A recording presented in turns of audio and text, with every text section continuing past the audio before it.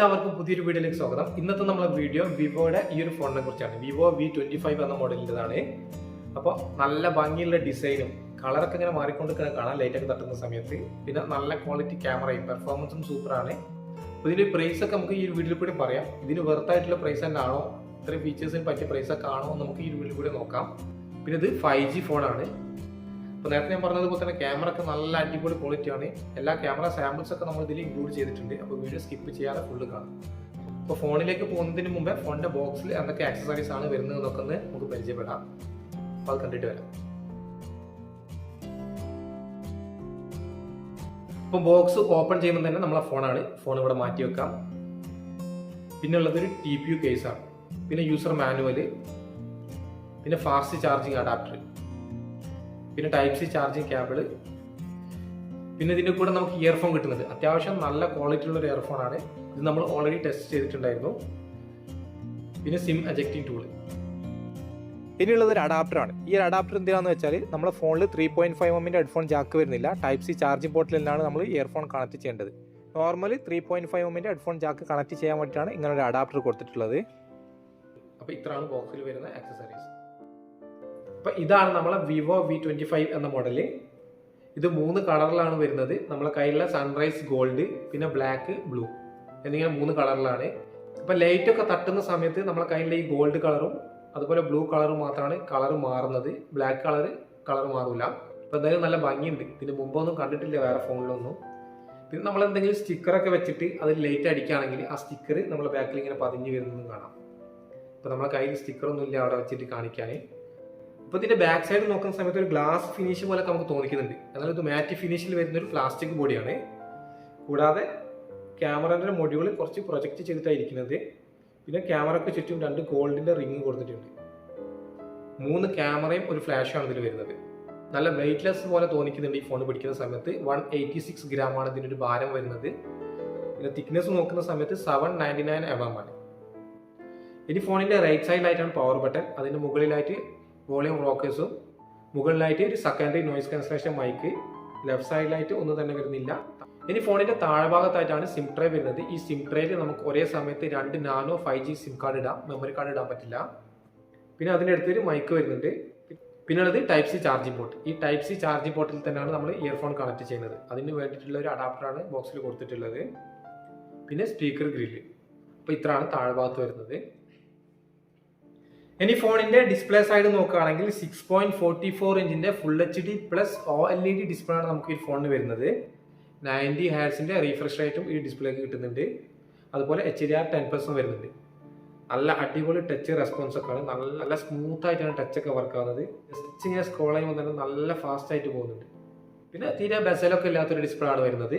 നല്ലൊരു full view display കിട്ടുന്നുണ്ട്. Side വ്യൂയിലൊക്കെ video കാണുമ്പോഴൊക്കെ നല്ല ക്വാളിറ്റി ഉണ്ട്. യൂട്യൂബിൽ നിന്നൊക്കെ വീഡിയോ കാണാൻ പറ്റുന്ന മാക്സിമം ക്വാളിറ്റി 2160 ഇപ്പൊ ഡിസ്പ്ലേ ടോട്ടൽ നോക്കുന്ന സമയത്ത് നല്ല അടിപൊളി ക്വാളിറ്റി ഡിസ്പ്ലേ ആണ്. നല്ല ബ്രൈറ്റ് ആയിട്ടുള്ള ഡിസ്പ്ലേ ആണ്. പക്ഷേ ഇതിലൊരു പോരായ്മയായിട്ട് തോന്നിയത് നിങ്ങൾക്ക് തോന്നിയിട്ടുണ്ടാവും, ഇതൊരു വാട്ടർ ഡ്രോപ്പ് നോച്ച് ഡിസ്പ്ലേ ആണ് വരുന്നത്. അതൊരു പഞ്ച് ഹോൾ കൊടുക്കുകയാണെങ്കിൽ കുറച്ചും കൂടി ബെറ്റർ ആയിരുന്നു. കാരണം കാണാനും കുറച്ചും കൂടി വൃത്തി ഒരു പഞ്ച് ഹോൾ ഡിസ്പ്ലേ വരുമ്പോഴാണ്. ഇനി ഫോണിന്റെ ഓപ്പറേറ്റിംഗ് സിസ്റ്റം നോക്കുകയാണെങ്കിൽ Android 12 ഫൺ ടച്ച് 12 ആണ് വരുന്നത്. അതുപോലെ MediaTekന്റെ Dimensity 900 എന്ന് പറയുന്ന ഒരു ഒക്ടാകോർ പ്രൊസസ്സറാണ്. അപ്പോൾ നമ്മൾക്കൊക്കെ അറിയാം ഈ Dimensity 900 എന്ന് പറയുന്നത് തരക്കേടില്ലാത്ത നല്ലൊരു പ്രൊസസ്സർ തന്നെയാണ്. നല്ല ഹൈ പെർഫോമൻസ് എന്ന് ഞാൻ പറയുന്നില്ല, എന്നാലും തരക്കേടില്ല. അത്യാവശ്യം നല്ല രീതിയിൽ തന്നെ നമുക്ക് ഇതിൽ ഗെയിമൊക്കെ കളിക്കാൻ പറ്റും.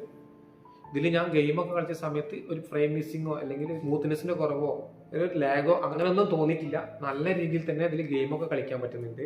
പിന്നെ ഈ ഫോൺ വരുന്നത് 2 വേരിയന്റിലായിട്ടാണ്. നമ്മളെ കയ്യിലുള്ള 8GB RAM 128GB, പിന്നെ 12GB RAM 256GB internal storage എന്നിങ്ങനെയാണ്. പിന്നെ ഈ 8GB RAM എന്നുള്ളത് നമുക്ക് പ്ലസ് 8GB കൂടെ എക്സ്പെൻഡ് ചെയ്യാനുള്ള ഓപ്ഷൻ ഇതിൽ വരുന്നുണ്ട്. അത് 12GB എടുക്കുകയാണെങ്കിൽ നിങ്ങൾക്ക് 8GB വരെ എക്സ്പെൻഡ് ചെയ്യാൻ പറ്റും. ഇനി ഈ ഫോണിനെ പറ്റി വിവോ പറയുന്നത് ഇതിന്റെ മെയിൻ ആയിട്ടുള്ളത് നമ്മൾ നേരത്തെ പറഞ്ഞതുപോലെ തന്നെ ഇതിന്റെ ക്യാമറ ആണ്.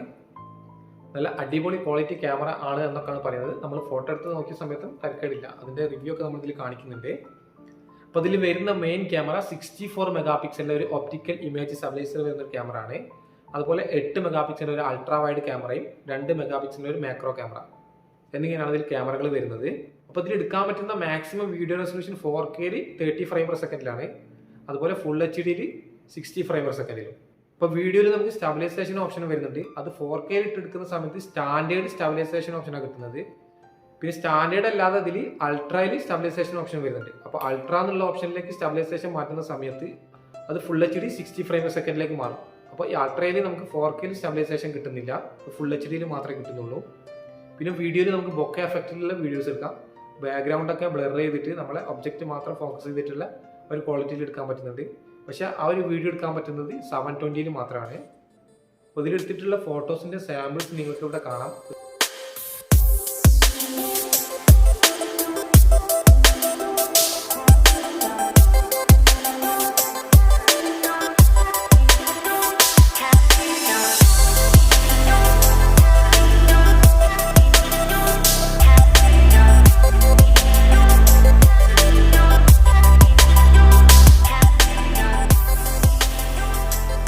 പിന്നെ ക്യാമറയിൽ ഒരുപാട് ഓപ്ഷൻ കൊടുത്തിട്ടുണ്ട്. സ്റ്റൈല്, ബ്യൂട്ടി മോഡ്, അതുപോലെ തന്നെ ഫിൽറ്റർ മോഡ്, AI ഓപ്ഷൻ, അങ്ങനെ തുടങ്ങിയിട്ട് ഒരുപാട് ഓപ്ഷൻസ് തന്നെ ക്യാമറയിലുണ്ട്.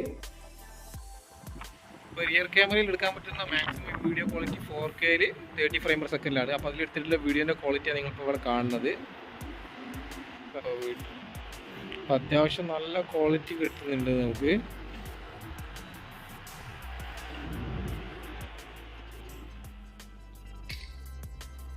ഇനി ഫോണിലെ സെൽഫി ക്യാമറ നോക്കുകയാണെങ്കിൽ ഇതിന്റെ ഏറ്റവും ഹൈലൈറ്റ് ആയിട്ടുള്ളത് ഇതിന്റെ സെൽഫി ക്യാമറ തന്നെയാണ്. 50 മെഗാ പിക്സലിന്റെ ക്യാമറ ആണ് ഇതിൽ വരുന്നത്. നമുക്ക് നോർമലി ഈ ഒരു പ്രൈസിനൊക്കെ 16 മെഗാ പിക്സലൊക്കെയാണ് കിട്ടാറ്.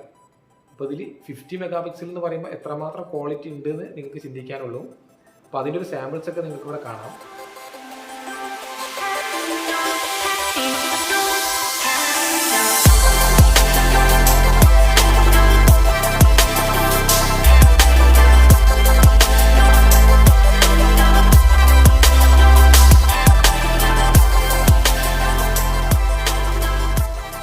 ഈ ഒരു വീഡിയോ റെക്കോർഡ് ചെയ്യുന്നത് ഇതിൻ്റെ സെൽഫി ക്യാമറയിൽ 4K റെസൊല്യൂഷനിൽ 30 ഫ്രെയിം പെർ സെക്കൻഡിലാണ്.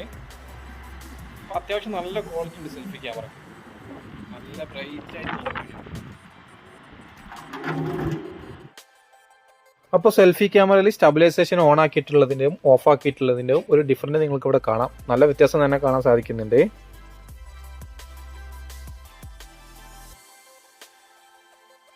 അത്യാവശ്യം നല്ല ക്വാളിറ്റി നമുക്ക് സെൽഫി ക്യാമറയിൽ കിട്ടുന്നുണ്ട്. സ്കിൻ ടോൺ ഒക്കെ സൂപ്പറാണ്. അപ്പോൾ ഇതിൽ മെയിനായിട്ട് പറയാനുള്ളത് സെൽഫി ക്യാമറയിൽ 4K 30 ഫ്രെയിം പെർ സെക്കൻഡിൽ നമുക്ക് വീഡിയോ ഷൂട്ട് ചെയ്യാൻ പറ്റുന്നുണ്ട്. നമ്മൾ നേരത്തെ പറഞ്ഞതുപോലെ തന്നെ ഈ ഒരു പ്രൈസിലൊന്നും നമുക്ക് 4K കിട്ടാറില്ല. ഇപ്പം വരുന്ന അധിക ഫോണിലും ഫുൾ HD മാത്രമേ കിട്ടാറ്. അപ്പോൾ ഇതിൽ 4K കൊടുക്കുന്നത് നല്ലൊരു കാര്യം തന്നെയാണ്. അപ്പോൾ ഇതിൽ റിയർ ക്യാമറ സാമ്പിൾസും സെൽഫി ക്യാമറ സാമ്പിൾസും ഒക്കെ കണ്ട സമയത്ത് നിങ്ങൾക്ക് മനസ്സിലായിട്ടുണ്ടാവും എത്രമാത്രം ഇതിലെടുത്തിട്ടുള്ള ഫോട്ടോസിനും വീഡിയോസിനും ക്വാളിറ്റി ഉണ്ട് എന്നൊക്കെ. ഇപ്പോൾ ക്യാമറനെ പറ്റി പറയുകയാണെങ്കിൽ ഒരു വീഡിയോ തന്നെ സെപ്പറേറ്റ് ചെയ്യേണ്ടി വരും. അത്രയും ഓപ്ഷൻസ് ക്യാമറയിൽ വരുന്നുണ്ട്. ഇനി ഫോണിൽ വരുന്നത് ഇൻ ഡിസ്പ്ലേ ഫിംഗർ പ്രിന്റ് സെൻസറും ഫേസ് ലോക്കാണ് സെക്യൂരിറ്റി ലോക്കായിട്ട് വരുന്നത്. അപ്പോൾ ഇതിൽ ഫിംഗർ പ്രിന്റ് സെൻസറും നമുക്ക് ടെസ്റ്റ് ചെയ്ത് നോക്കാം എത്രമാത്രം സ്പീഡ് ഉണ്ടെന്ന്.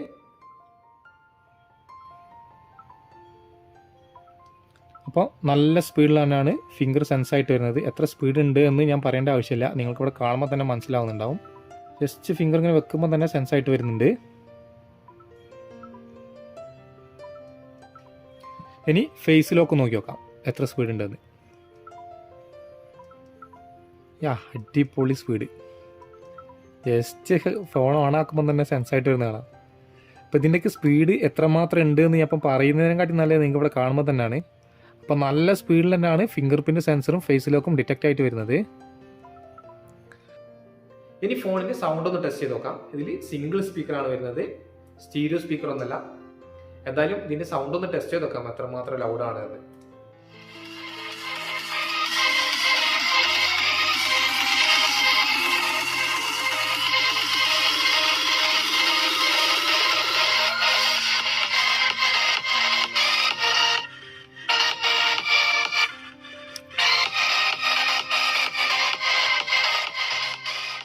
ഇപ്പോൾ സൗണ്ട് കേട്ട സമയത്ത് നല്ല ലൗഡ് സൗണ്ട് കിട്ടുന്നുണ്ട്, നല്ല ക്ലിയർ സൗണ്ടാണ് കിട്ടുന്നത്. സൗണ്ടിൽ യാതൊരു പ്രശ്നവുമില്ല. പക്ഷെ നമ്മൾ നേരത്തെ പറഞ്ഞതുപോലെ തന്നെ സ്റ്റീരിയോ സ്പീക്കർ കൊടുക്കുകയാണെങ്കിൽ ഒന്നുകൂടി നന്നായിരുന്നു. ഇനി ഫോണിൽ വരുന്നത് 4500 mAh ഒരു ബാറ്ററി കപ്പാസിറ്റിയാണ്. അതുപോലെ ഈ ഒരു ബാറ്ററി ചാർജ് ചെയ്യാൻ വേണ്ടിയിട്ട് ബോക്സിന്റെ കൂടെ വരുന്നത് 44 വാട്ടിന്റെ ഒരു ഫാസ്റ്റ് ചാർജറാണ്.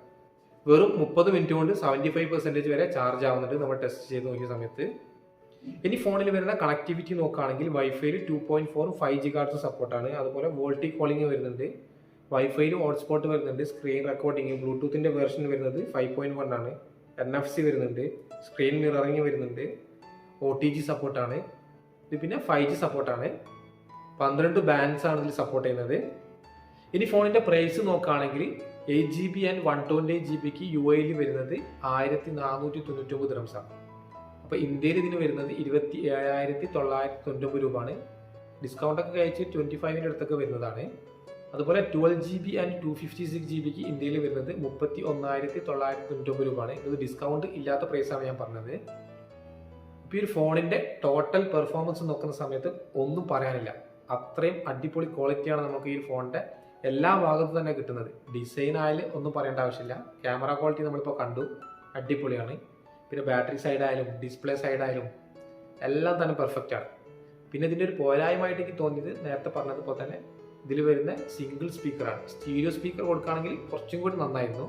അതുപോലെ ഇതിൻ്റെ ഡിസ്പ്ലേ പഞ്ച് ഹോൾ വരികയാണെങ്കിൽ ഒന്നും കൂടി പെർഫെക്റ്റ് ആയിരുന്നു. അപ്പം എല്ലാം കൂടെ വരുന്ന സമയത്ത് പ്രൈസ് ഒന്നും കൂടെ കൂടും. പക്ഷെ അതും കൂടെ ഇതിൽ ഉൾപ്പെടുത്തുകയാണെങ്കിൽ ഈ ഒരു റേഞ്ചിൽ വേറെ ഒരു ഫോണും ഈ ഒരു ഫോണിന് വെല്ലാനും ഉണ്ടാവില്ല. അത്രയും പെർഫെക്റ്റ് ആയിരുന്നു ഈ ഫോൺ. പിന്നെ ഇതിപ്പോൾ നമ്മൾ 2-3 ദിവസം യൂസ് ചെയ്തിട്ടുള്ളൂ. അപ്പോൾ ആ ഒരു യൂസിൽ ഇതിന് ഒരു പ്രോബ്ലം കാണാൻ പറ്റിയിട്ടില്ല.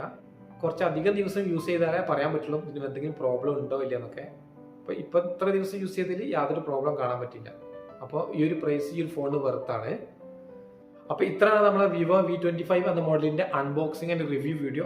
ഇഷ്ടപ്പെട്ടിട്ടുണ്ടെങ്കിൽ ലൈക്ക് ചെയ്യാൻ മറക്കരുത്. പിന്നെ നിങ്ങൾക്ക് ഈ ഫോണിനെ കുറിച്ച് കൂടുതൽ എന്തെങ്കിലും അറിയണമെന്നുണ്ടെങ്കിൽ കമൻ്റ് ആയിട്ട് ചോദിക്കാവുന്നതാണ്.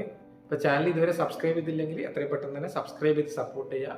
ഇതുപോലെയുള്ള ഒരുപാട് നല്ല നല്ല വീഡിയോസ് നമ്മൾ അങ്ങോട്ട് ചെയ്യുന്നുണ്ട്, നല്ലതായിട്ട് ചെയ്യാൻ ശ്രമിക്കുന്നുണ്ട്. അപ്പോൾ നിങ്ങളുടെ സപ്പോർട്ട് ഉണ്ടാവണം.